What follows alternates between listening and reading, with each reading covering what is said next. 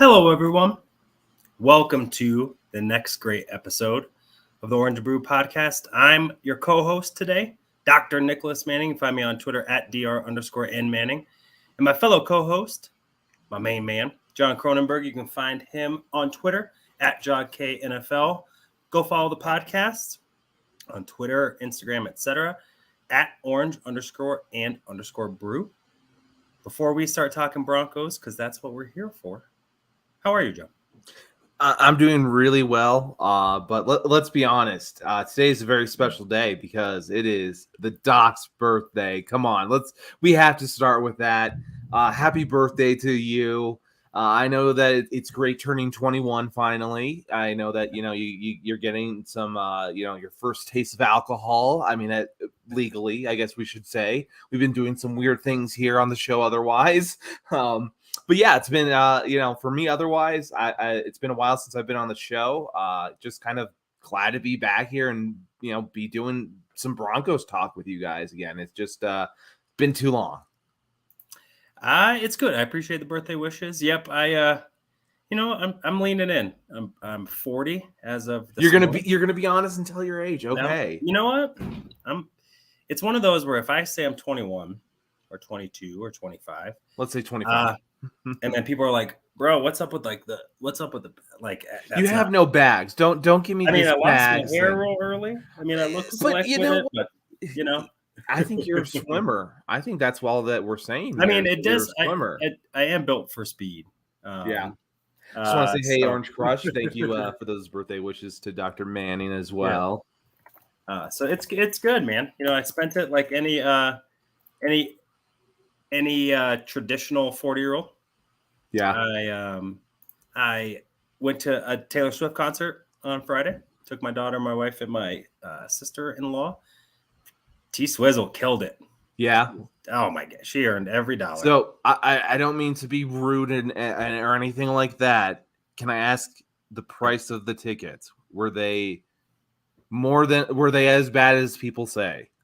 I don't know because I know someone that works for the Broncos. Oh, you had the I at least got them at cost. So there you go. That is nice. From what I heard, yes, they were a hot ticket. Yeah, and I have a little Taylor Swift story from myself, even just to say this. So when a few years back, let's say I think it was 2015, Taylor Swift had a tour, and my sister was like, you know what? One day we were in Cleveland, and she was just like, you know what? I'm not having a good time because it's Cleveland, of course. Taylor Swift was there, and she's like, I'm just gonna buy a ticket. She got the front row seats for and was able to put her hand out and touch Taylor Swift. And guess how much the seats were for that? They were $135 only. Oh, can you believe that? And at cost though, they were $85. I mean, that is crazy to think where it's at now. I know this isn't a Taylor Swift thing, but I just had to. That makes sense. Whoa, that makes sense. Yeah, I mean that makes sense. This were not that. She is blown up. She is much different. But T Swizzle isn't necessarily like in my playlist, but she put on a show. Did 3.5 hours, 41 songs, like 10 costume changes, acoustic. She danced like one of the best performances for sure I've seen. So and it was great. And it was great watching people Tailorgate out. Yes, I heard that as well. Out at Empower Field. Yeah, pink pop-up tents and white claws all over the place. So it was a good time. You know what? It was a good showing. My wife threw me a pretty cool 1920s day themed party where a buddy gave me this hat. So I was going to ask you, what does the hat represent? Denver White Elephants, which was Denver's Negro League team. Oh, cool. Okay. So when was the team around? So was it the 1920s kind of time? Yeah, it was older, but one of the lesser known as opposed to. I mean, there was a few leagues, yeah. So. Yeah. So it got me. That's pretty cool. Yeah, it got me a shirt too. However, I got it obviously as most 40-year-olds do. I got an addition to my tattoo and some inking. Ink's peeling out. Can you show? No? We're not there. Yeah, I can. It's got a little work. Oh. I don't know. How long did it take? How many hours were you in it? Like three for this one. It's an add-on of the other one. So it was some good stuff. Yeah, I know we're talking Broncos, but man, 3 hours. I hear that's pretty brutal. When yeah, it wasn't too bad. You're a tough guy. Okay, that is true because most people I've actually hear they're like I had to take one of my painkillers before or whatever they have in their cabinet. Yeah, no, it was all right. It wasn't too bad. I was working while he was doing it. Oh, cool. So overall, it was what most 40-year-olds do. You go to a Taylor Swift concert, you have some drinks and gamble, and you get tatted up because nice. You gotta rebel against the cause. So yes, overall, good birthday week. Yeah, great. Yeah, glad that you had a good birthday, and let's start talking some Broncos. Are you ready to dive into that? I am. So we are officially T-minus 1 week away from training camp. I know. Rookies have already reported, if I do recall. As much as they do, go get your name tags and your key card and all that good stuff. So I am excited, and I know we haven't really discussed yet kind of our training camp preview. So that's what we're going to do today. Right. Talk a little bit about our training camp preview, what to expect from the team, position battles that we see coming, how are things going to shake out, and lean in as much as we can before next week. So without further ado, let's dive into some of the positions that we think are up for grabs. Okay. And it doesn't necessarily have to be starting positions, but it can be key contributors. Yeah. It can be, some different things. So I think it would be really important for us to look at the wide receiver room first. One, because I think it's the one that has the most diverse setup in terms of, what Sean Payton going to want. I think we all recognize they're a talented yet unproven group. Right. Cortland Sutton has had one really great statistical year. Jerry Jeudy and Tim Patrick have had solid seasons. KJ Hamler is I think an enticing player, but has yet to be able to put it together. And Marvin Mims has only really been able to show at rookie minicamp. So who knows? Who knows what this group will look like? But in the end, someone's got to play the positions. And I think it would be good for us to be able to discuss first and foremost that room. So if you want, maybe go ahead and throw up. Let's throw it up there. The chart, and then let's talk through about how we think it's going to shake out, and maybe what we're looking for once training camp gets popping. So, what are your thoughts, John? Yeah, my first thoughts initially when it comes to this wide receiver room, like you were saying, there's so many different guys with a diverse set of skills. That's the real thing that I'm interested in is like, you have a few guys where where you're going to get these guys. You're going to have your Tim Patrick, your Cortland Sutton. They're going to be your big body receivers. Go up there, catch those balls that, are the 50-50 balls usually or something along those lines. Jerry Jeudy is going to be your slot guy, able to do those He's a route master. He's gotten better at not wasting movement, things along those lines. After that, like you said, it gets a little bit more iffy where you're looking at guys that have certain skill sets. KJ Hamler, he's a burner, but again, he's someone who is generally always injured, and I understand all the pain that he's been going through lately because of that.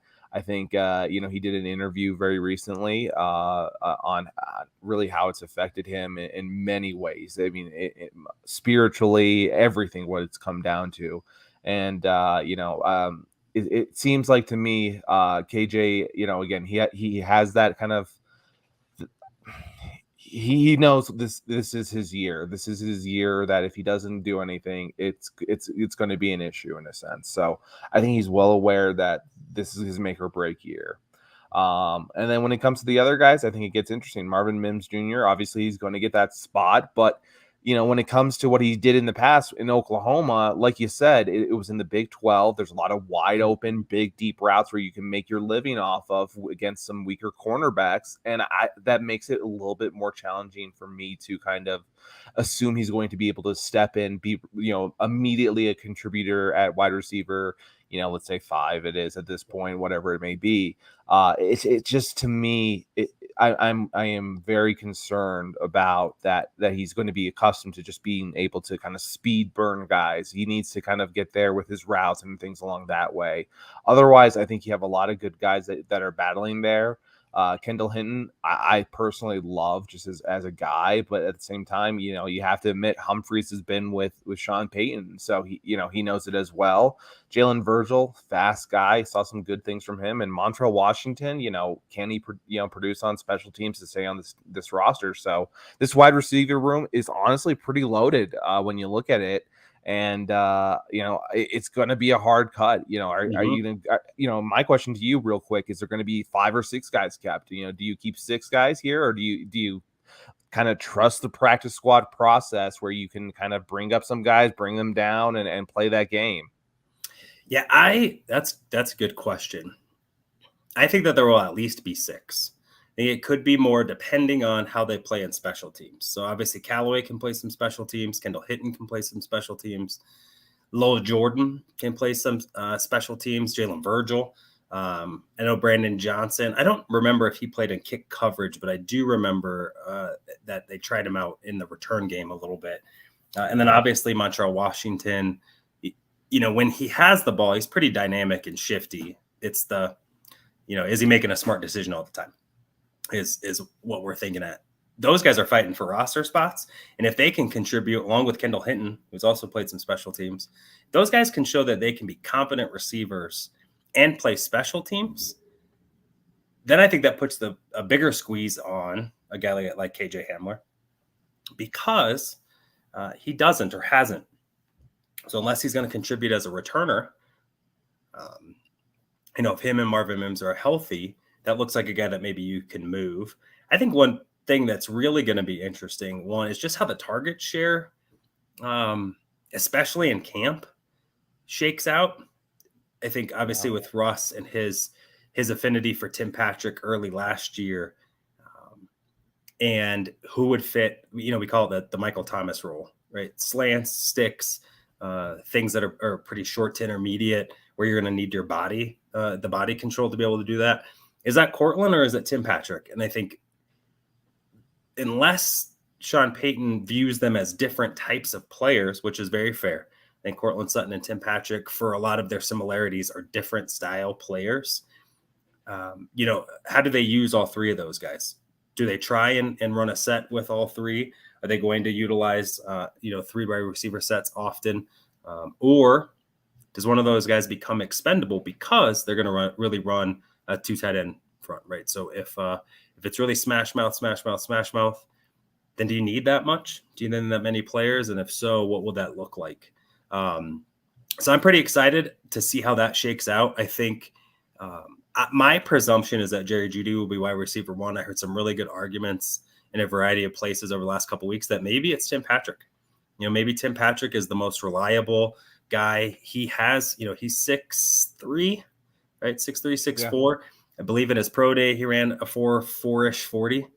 So he's got straight line speed, not necessarily an agile guy, but a smart, tough football player that does everything. So you're not really going to take him off the field much, right? If, he's going to be on there in most packages because of his ability to be able to run a variety of routes as well as block. And then you saw it, if we recall, he was probably one of the better deep ball receivers during the Teddy Bridgewater season than anyone else. And we kind of think of it as Jerry Jeudy, who's probably the fastest of the 3, or Cortland, who used to be a 70-30 jump ball guy. Yeah. And haven't really seen that.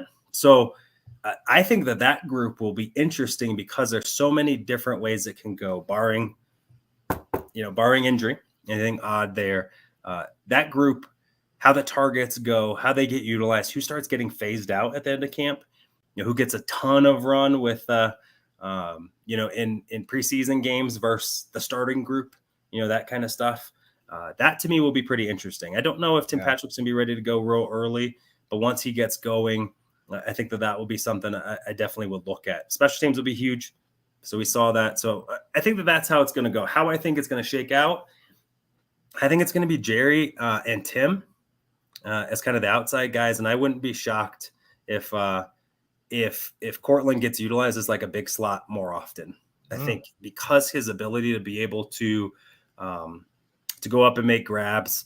If it's me, who I played quarterback at 5'8", I know, guys, I know. Seeing over the middle is tough, and that was high school football and all those kind of things.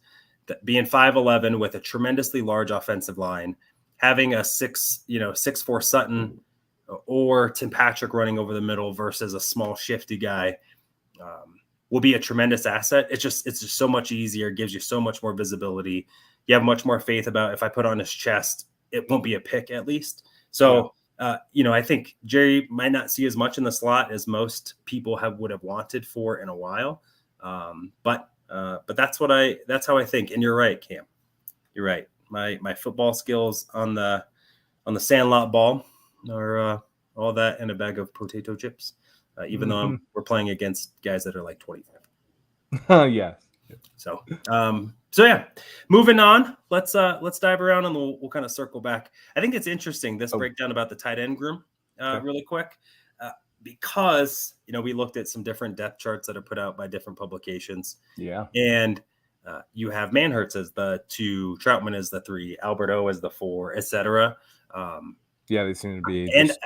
Do they keep 4 and line up 1 in the backfield, maybe making Burton the fullback expendable, or does this group get shaken out? A tremendously different variety of group. I think Adam Troutman's safe because I think he's probably the player that can do both the best.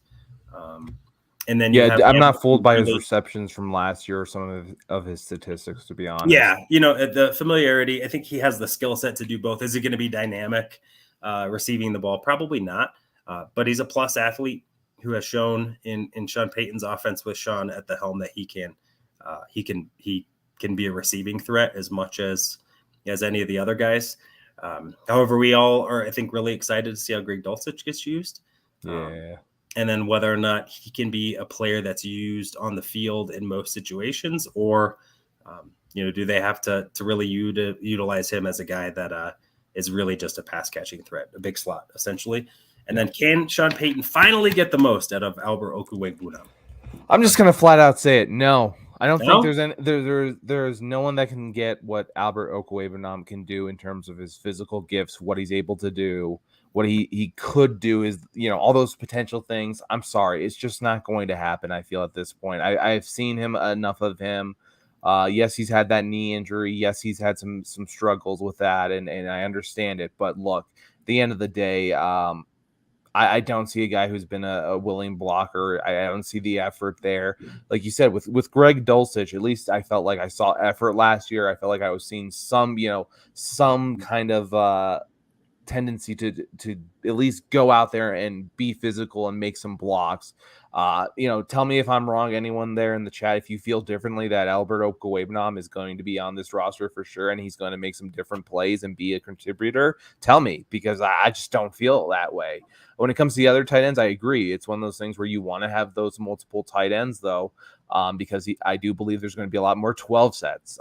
There is going to be a lot more of that kind of run game being used. So I definitely understand why you'd want to have those kind of guys on your roster. So for me, I completely understand that. I just do not like the way that Albert Okwuegbunam is considered second here. I just really don't think he's going to be a contributing factor.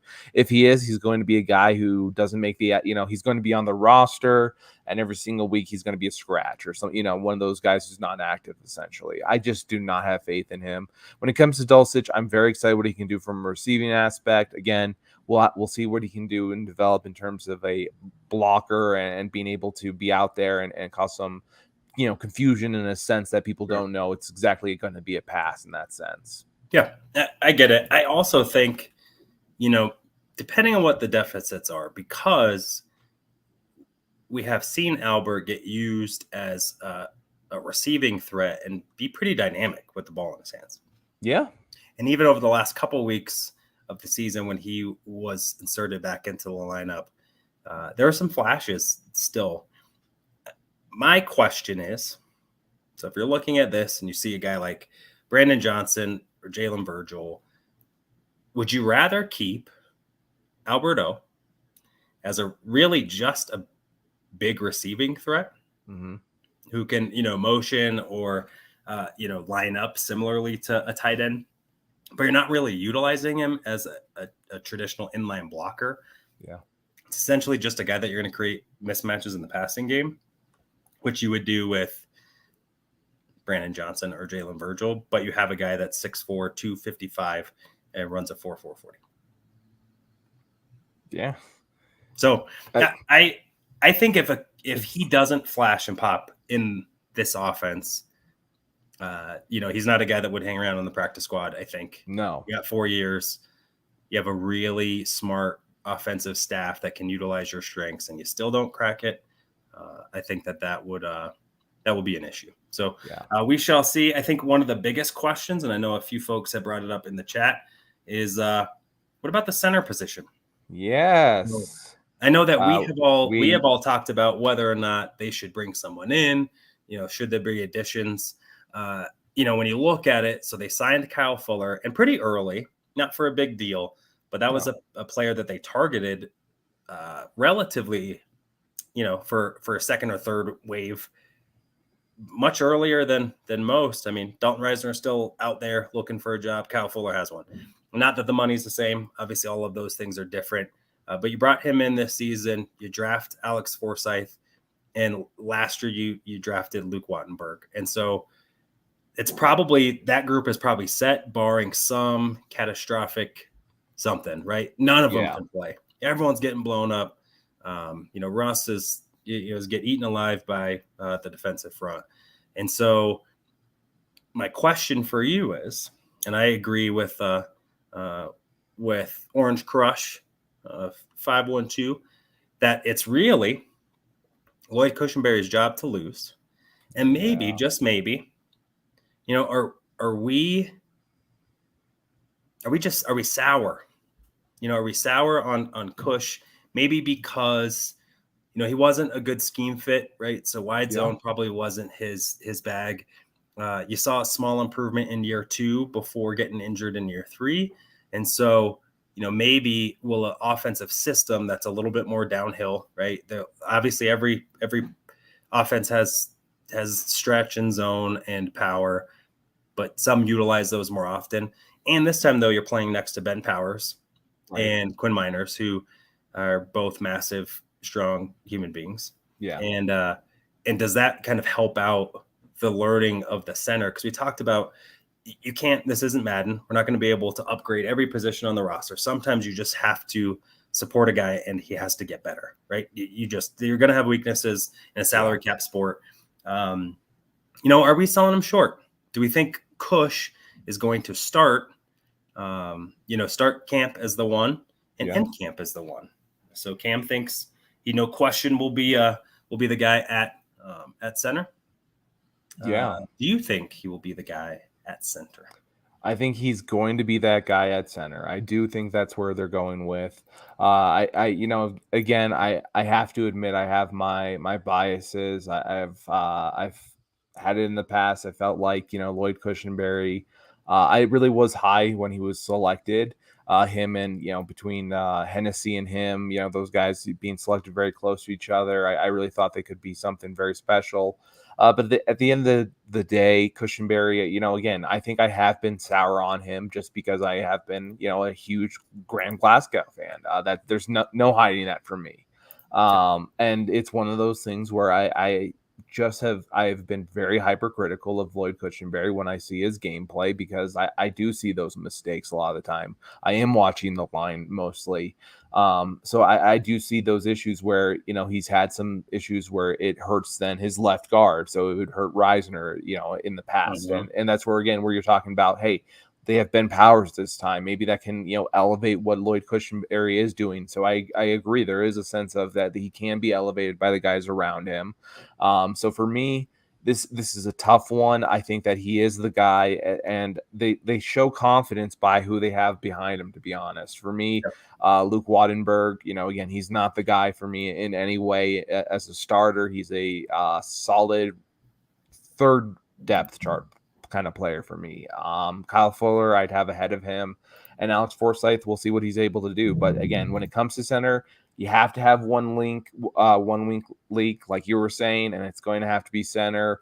There really wasn't many options, honestly. They couldn't have signed anyone really that could have been a huge upgrade that wouldn't have been a liability for injury or other things where the cap would have been too much.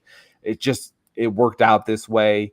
And again, I don't think, they're in trouble, the Broncos, per se. Yeah.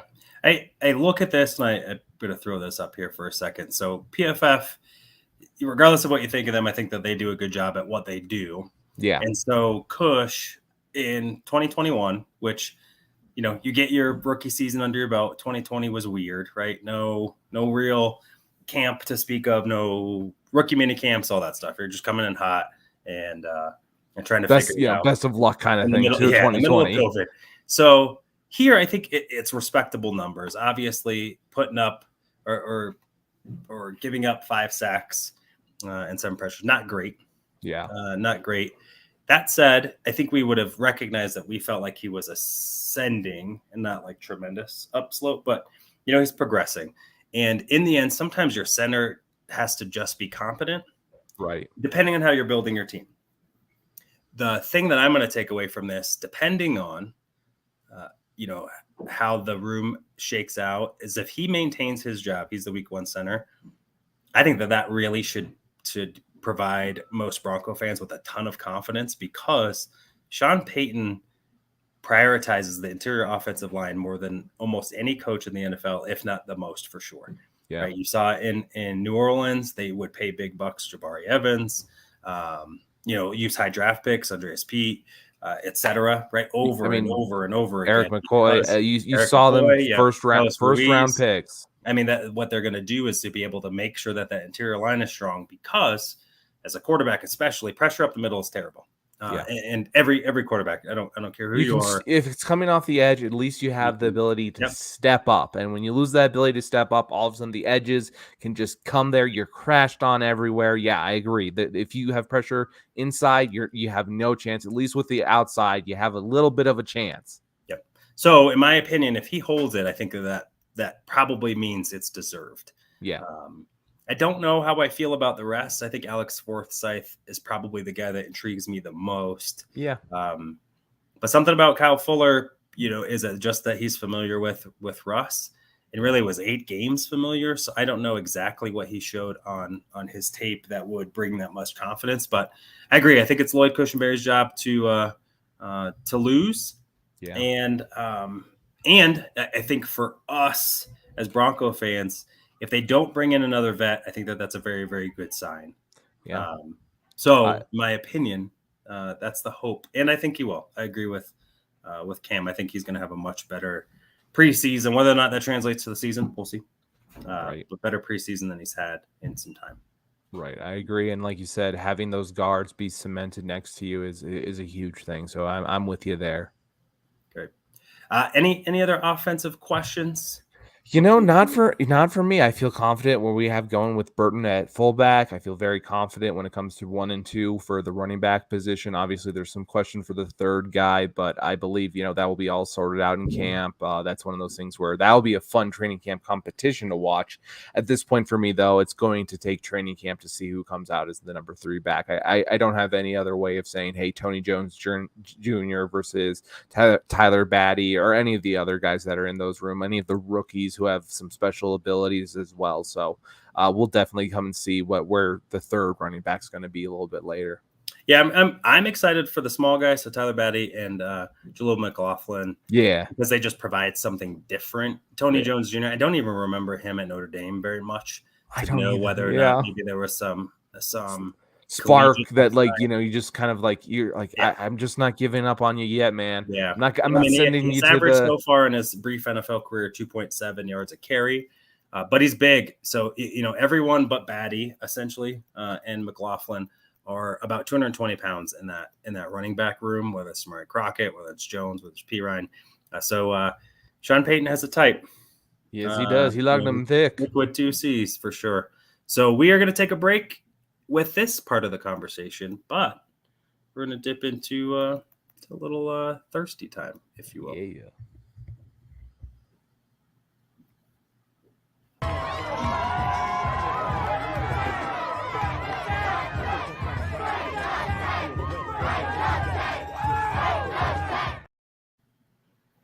yeah. And I also just want to put it out there. If you're in the chat, have you seen Old School?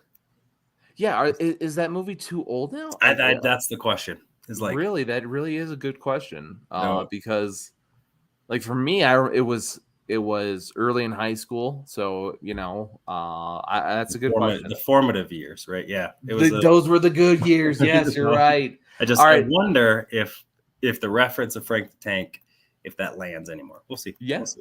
That's a good question. Let me know. If you haven't seen it, then we'll find a new clip. That's a good one. Yeah. Or go watch it. What's wrong with you? Yeah, it's great. Yes. Big facts. Big facts. Yeah. Oh, right.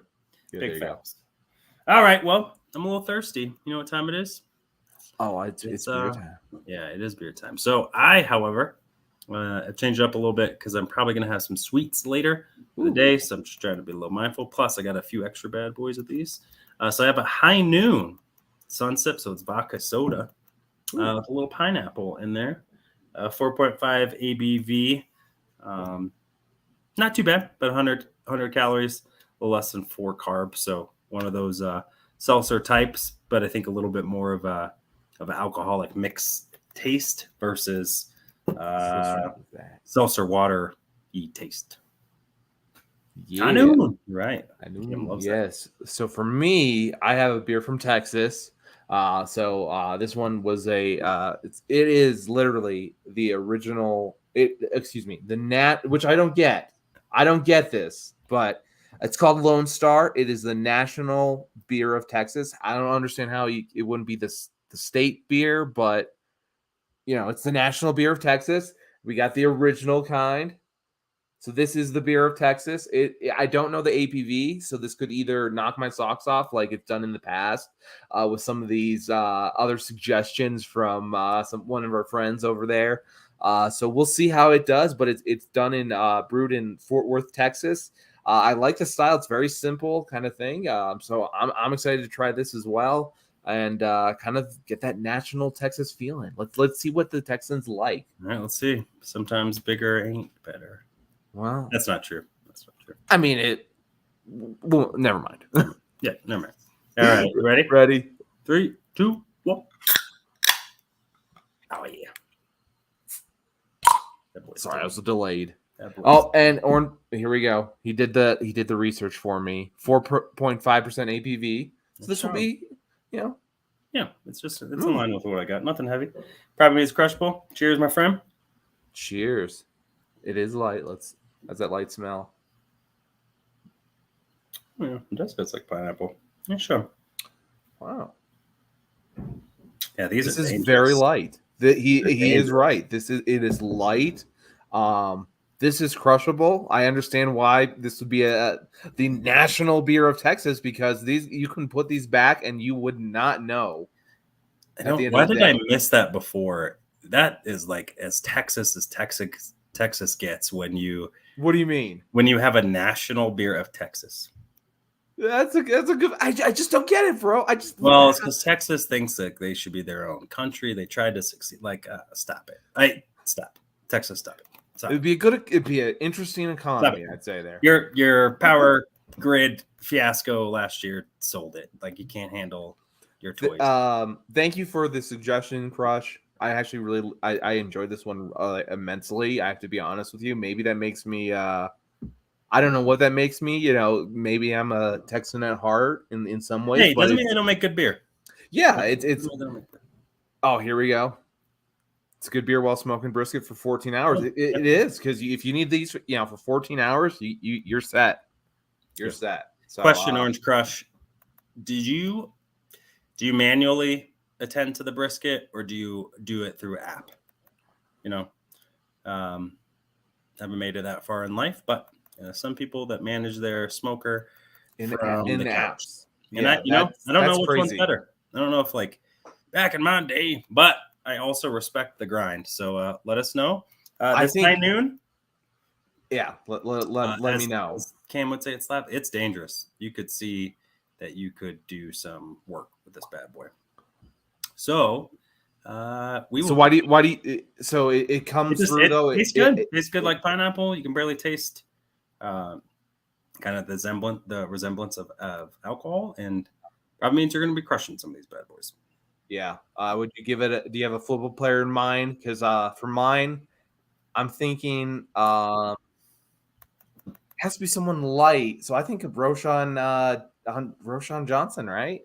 Oh, my dude. Yeah, I think it's a little bit, it's not known in Texas. It's, it's known in Texas, but it's not known across the country as much. And that's where I'm going with.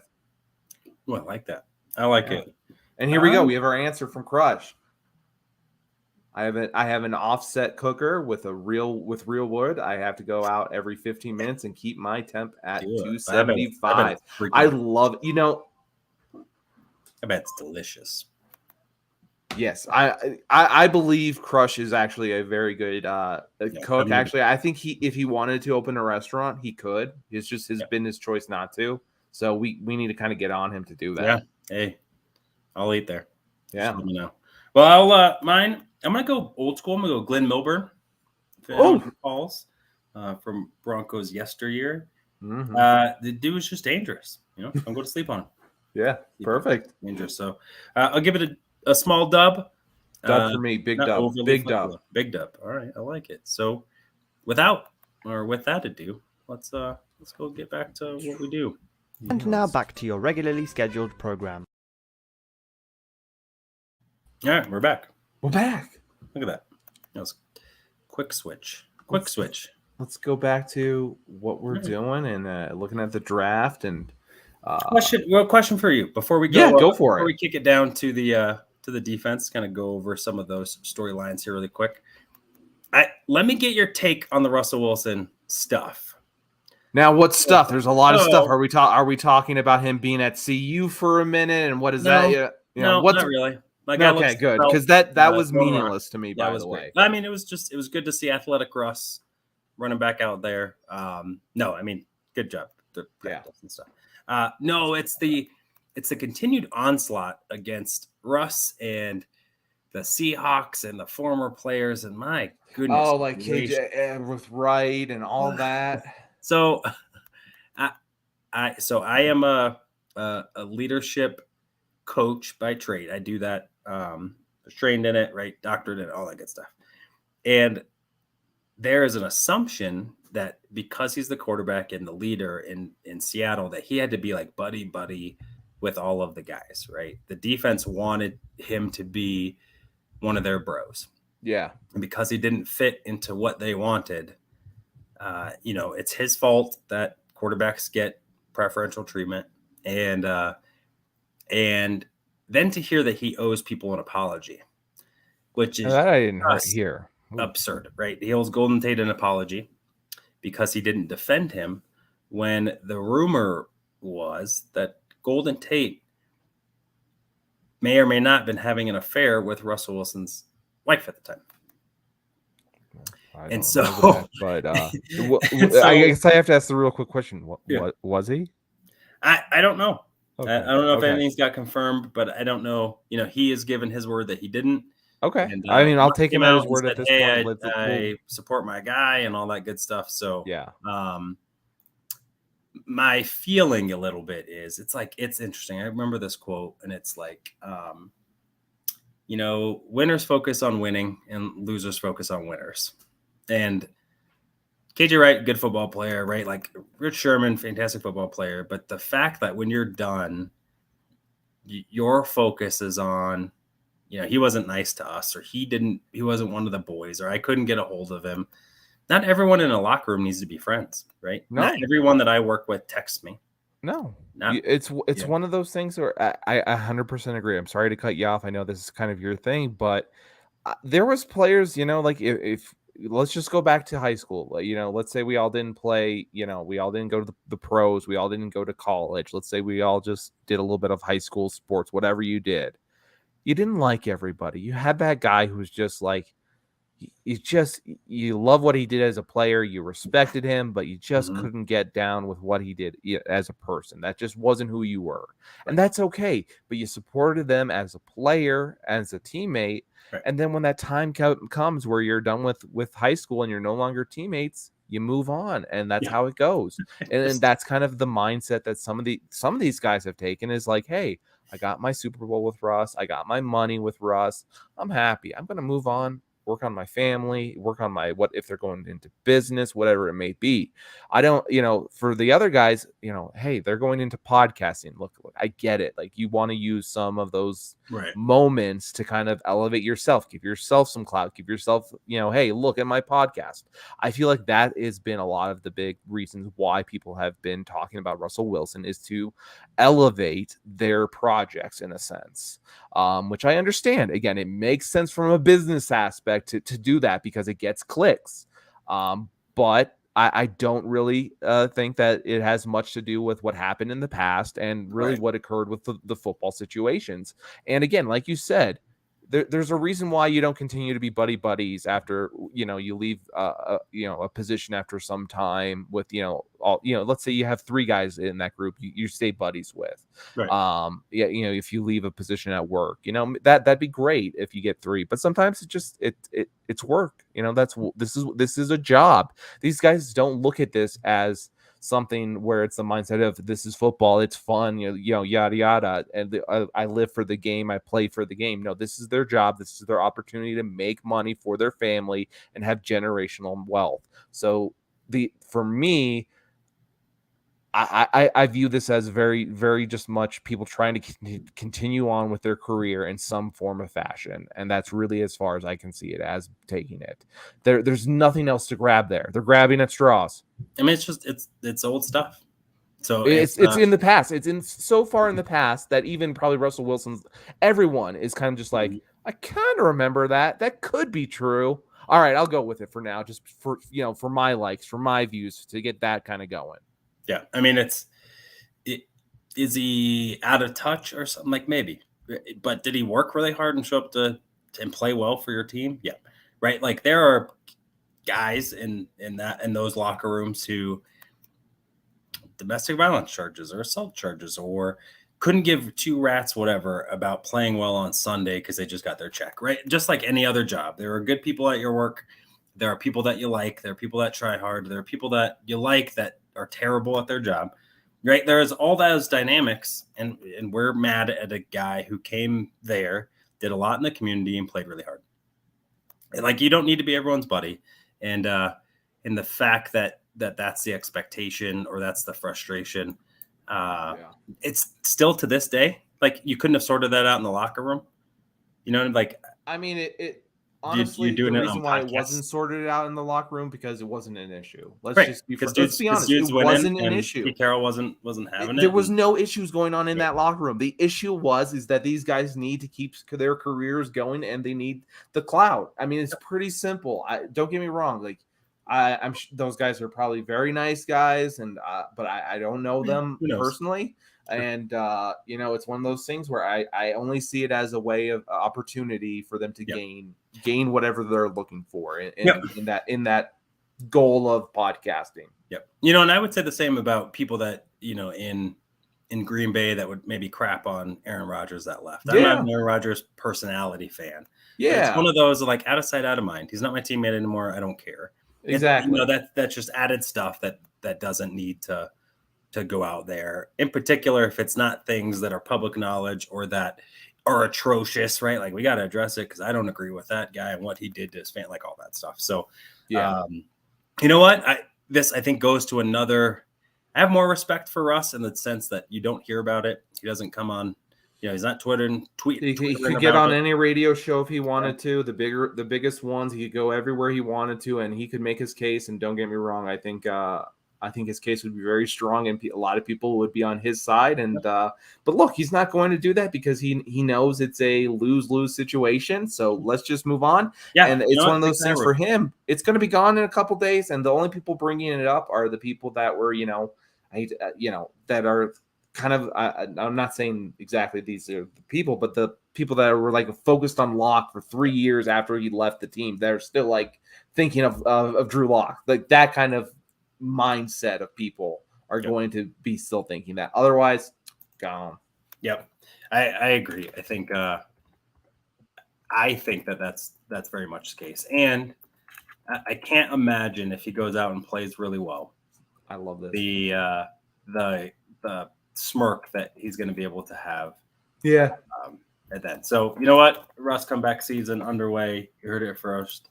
Bet on it. Put him on your fantasy team. All that good stuff. So with that, without further ado, let's move to the defense. Okay, but just real quick though, I just have to get the applaud to Orange Crush here. From a fan perspective, Russ is that guy that works his butt off to improve his game versus other quarterbacks that you have to include clauses to study the playbook in their contract. Right. It's so true. I mean, I hate to say that, to say that about the other quarterbacks, but he'll do the work. Others, you do have to worry about. I mean, there's a lot. Playing some Call of Duty, playing some whatever it may be. There's a lot. There's a lot. Don't get me wrong. Play your games when you can, but when it comes to you need to do your playbook study time. Do your playbook study time. Do the work as you're told to, and so you're prepared for the job when it comes to it. It's different when you do it on the side, and it's kind of that kind of thing. It's different that sense. Yep. Yeah, I couldn't agree more. Cool. In the end, his play will determine it. Let's let that be that. Now, let's go ahead and move to the defense and discuss a little bit about what our thoughts are about this lineup. So I think we don't know to what extent, but we know Barron's going to be out for a little bit. Yeah, that's concerning. I think it's overly concerning too, because, and not that they wouldn't have brought in a vet, but they probably aren't going to pay Frank Clark what they would have paid him. Yeah, I mean, they were like, once they realized they had to get the deal done. You're playing a lot. We're guaranteeing you quite a bit. You're going to be on the roster. Yeah, we're going to eat that. So, but Barron, I think, is just a much different player, right? More bendy, I think more explosion. Obviously, that's a potential building block. And I would say the same about Randy Gregory. My biggest question for the edge group specifically are, one, do they make it through training camp and preseason healthy? Right? Do they go into the season without any big issues? Because this will be a NFL training camp. Yeah. This won't be a nursing session. This won't be a patty cake ring around the rosies group. This will be get in here, pads are popping, we're working hard. You got to push through some stuff. And sometimes guys have bad luck, and sometimes guys get injured. And, if they're hurt a little bit, they won't play through it, or they're not really doing the right stuff to take care of themselves. We'll kind of see how that goes. But the player that I'm most excited about, or maybe the two players that I'm most excited about out of the edge group, aren't those guys. Okay. I think I know what Randy Gregory can do when he plays. Yeah. I know what Frank Clark can do when he plays. Right. I think Aaron, though, there's some upside there. I have a pretty good idea of what he can do when he plays. Yeah. I think the two guys, and I'm going to lump one into multiple groups, are Nick Bonito. Did he gain some beef, some junk in the trunk to be able to hold an edge? Because his burst is there. I think that can be something that's pretty easy to build on. But is he a guy that can be there or show the upside to make him someone that you can have faith in moving forward? Yeah. And then Drew Sanders. Because if Drew Sanders, who they have came out and said, we see him as an inside linebacker, that's where we want him, but he has a ton of experience outside. If he lines up a lot outside, I think that says a ton about what they think of that group. Yes, it would definitely indicate to me a lot of different things. If all of a sudden we see, you see Sanders kind of on the edge, getting significant amount of snaps versus, kind of, hey, let's go be athletic. Let's do some confusion kind of plays. I agree. I have concerns for this edge group, honestly. Randy Gregory, I think after this year, you can basically get out of his deal. So he really has to prove what he can do and stay on this roster in a sense, because that knee's been injured. He's been injured plenty of times before. Same thing with Browning. He was injured at Ohio State with injuries to his knees. He's been injured here with his knees. So it's concerning with those guys because you see the talent. You see so much going on there where you're very excited about them. I think, like you said, potential building blocks where you can build for your future, like you said. But again, I don't have that confidence in Nick Bonito at this point. Don't get me wrong. I think he has what you said, kind of that burst, that ability to be able to go after the quarterback. If it's a 3rd and long situation where it's going to be a passing down, I don't see that edge being set at this time. He's going to have to prove it to me first, because at this point, I didn't see anything last year to give me confidence on him setting the edge, making running backs, go inside, or changing what the offensive line, has to do, anything along those lines. I just saw a guy who got washed out of plays consistently. And that's also on the passing play. So for me, Nick Bonito has a long ways to go to become a player that can make an impact. That's at least for my opinion. And when it comes to Drew Sanders, if you want him at edge, put him at edge, and let's keep him at edge, though. That's my thing always with these guys. I don't want to do that thing where we're mixing it around. The only reason we're mixing it around is because Drew Sanders can cause confusion then, and it's a select few amount of plays. It's not going to be his every down kind of situation. Same time, still like what Jonathan Cooper can do. Christopher Allen, we'll see what he can do. There's some undrafted free agents that were brought in that can be interesting to see. But at the end of the day, it's going to come down to Randy Gregory holding his own, and his Baron Browning going to be healthy enough to come back. Yeah, I think you nailed it. So that's why I'm excited to see that group. Hopefully, Nick Bonito can be that guy. If Aaron Patrick or even Christopher Allen, who I think you and I both are higher on than maybe some, if those guys start getting reps before Nick Bonito, that's a problem. That's just a clear sign that he hasn't progressed. That's a waste to pick. And I also think we all rushed to condemn the guy really early because he didn't contribute as much as we would have wanted him to in year one. I hate to say this, that this is a reason why, because most fans aren't Twitter guys and, do all that stuff. But, I think some people, at least in the Twitterverse of Broncos country, he kind of went out and blocked a lot of people. I didn't have that issue. I was okay. I don't know what determined that, but hey, that made fans kind of grumble a little bit. And so people aren't as forgiving in terms of what you see in terms of the tweets. So in the noise realm, that's what I mean. The noise is going to be against him because people just felt hurt. Yeah, well, and I'm sorry. It's just the truth. I bet that's the case. I also understand that he didn't play good football at all. Yeah, I mean, it's a little bit of, you know what I'm saying. Yeah, for sure. I mean, you don't get a lot of grace when you have a PFF grade of 52.4 is what he had last year. Okay. Pass rush grade for them wasn't too bad. However, every other grade was awful. Yeah. And you're not really accessible or kind to the fan base who loves this team. And if you are positive and enjoyable, they're going to go to bat for you. So exactly. I'm interested about that. And then I'm going to throw a volley to you. So I think most of us understand that Damari Mathis is the 2. He is. I agree. Big reason is because they didn't bring in a vet. So and there's guys out there still that are I would say valuable contributors that you could get if you need it. Ronald Darby, if he's on the mend, is a solid corner that you can always exactly bring back. And so I think that shows a ton. I heard James Palmer on the DNVR podcast talking about the coaching staff loves him, and not only loves him but loves how he makes mistakes. I thought that was a really cool comment, because when he makes a mistake, they understand why he made it and that it's fixable, right? It makes sense.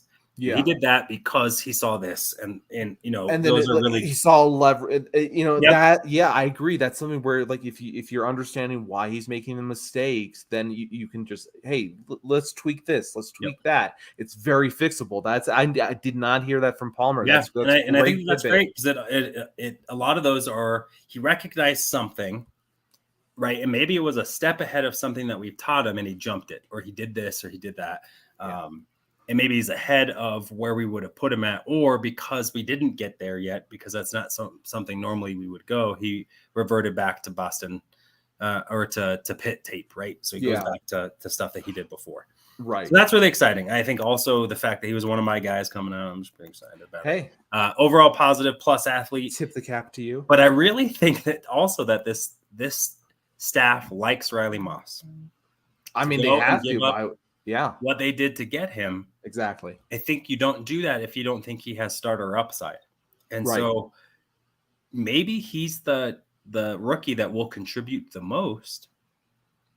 And, if they really like Damari Mathis, it means they must really, really like Riley Moss just to be able to give up what they had for that. Yeah. Because I also think that's the only guy on the outside that can come in and press that spot. Right.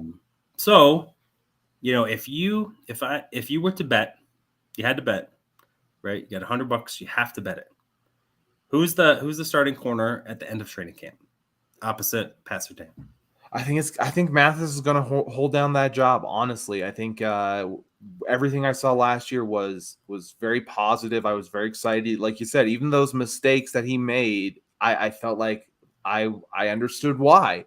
So I feel strongly about Mathis. I think Moss is going to make a push in a sense that he's going to show that, hey, look, now we have options. We can rotate guys. We can do different things for different, to specialize with whoever does best at certain things. So that is really, special in my mind in that way, because again, like you said, having 3 different guys that can play outside is huge. A lot of teams have a lot of guys that can play, inside versus the outside. So I think it's a better problem to have the Broncos in a situation where you have outside guys that you have to maybe move inside if there's an injury.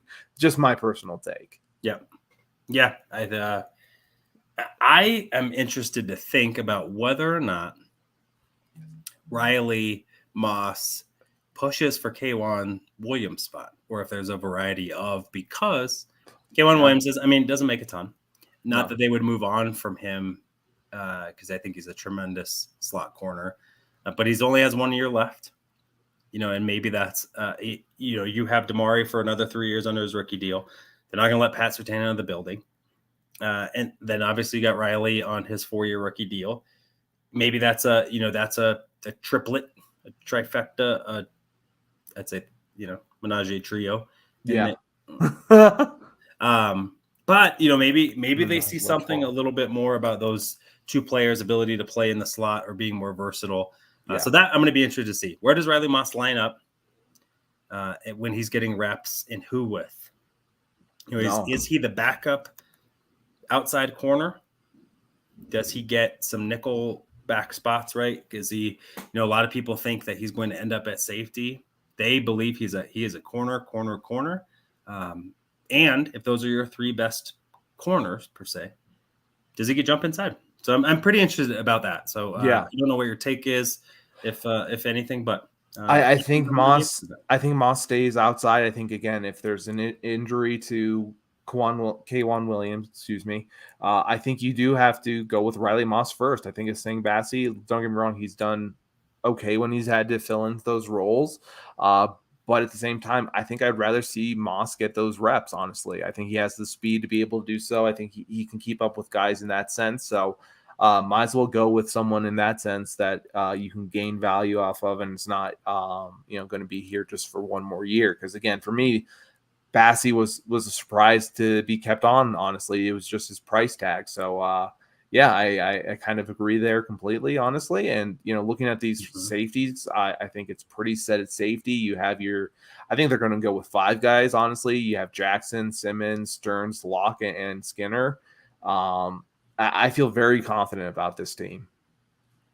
Yeah. All right. Well, I like it. And then final one before, hold on really quick. So we have a good question really quick. I get what you mean about John keeping Sanders 1 position, but if he becomes a joker on the defense, would you be okay moving him around on the field? John?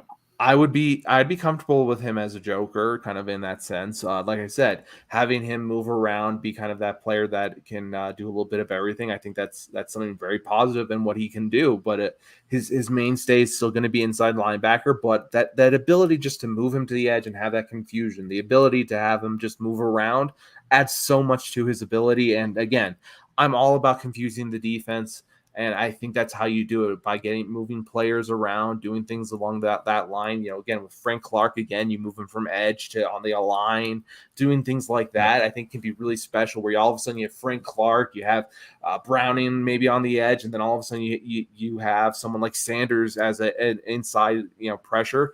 And again, I think he can be what we used to see it with AJ Johnson in terms of bringing some inside pressure, and we know how valuable that can be when you have your edge rushers going.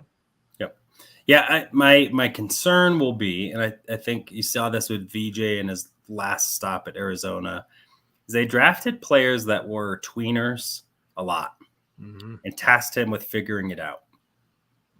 I think that you can have a few guys like that. You don't want too many guys like that, because in the end, then, it's not predictable. Guys don't get really good at their one job. I think Drew Sanders is a guy, if it were me, I think you put him all over.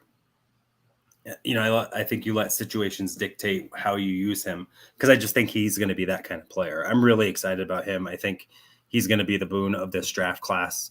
I think he'll probably be the best draft pick out of the last 2 draft classes, outside of Surtain. I think he's just a guy I really like. I think he's going to do so many different things for this team, and will be a pivotal player moving forward. And I think, the last one that I think that we want to get to for sure is the special teams room going to shake out the way that we think? So I know you had that up here in a second. Yeah. Michael Bagley. The kicker from Detroit, just got released. Obviously, Robbie Gould is out there. There will be a lot of competition for Elliott Fry through camp. So I think when they leave training camp, there will be a strong kicking presence. I really like Riley Dixon. I'm sad that he left. Glad he's back. And they have a ton of options at punt returner. I would not be shocked to see them, rolling out 5 to 6 guys a practice, right? To kind of check and see what. And they have to. Yep. And I think you got to land on a guy, and you have to land on a backup guy. And so I agree. I think that they will, and I don't think it'll be Montreal Washington. I don't think he makes the merge. Maybe hangs around on practice squad to keep him around as a punt, let him develop a little bit. Maybe that jump was just too big. Yeah. And then he has a little bit of time to be able to gather himself. So, but I think the lasting thing really is just going to be, how's Russ going to look? Yeah. In the end, this team will go as far as Sean Payton and Russ Wilson take them. I agree. This really comes down to now is, Sean Payton getting this team to come together, gel, and it's up to basically for Russell Wilson to get the offensive going and not have them start off so slow and really get, take advantage of a good defense that you have. And that'll be it. So in the end, after all of that stuff, all those conversations, in the end, Russ has to play well.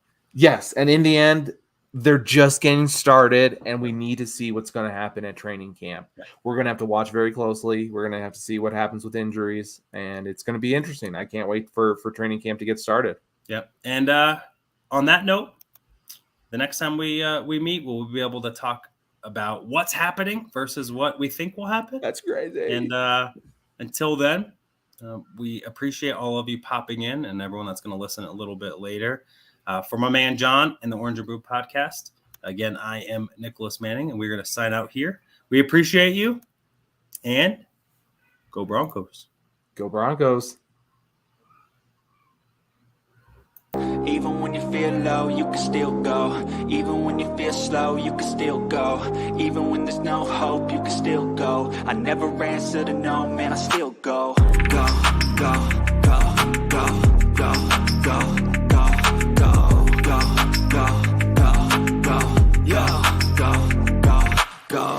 Hustle hard, hustle every single day. I'll be making moves till I'm buried in my grave. To the system, I don't wanna be a slave. I've been doing shit my way, or the highway.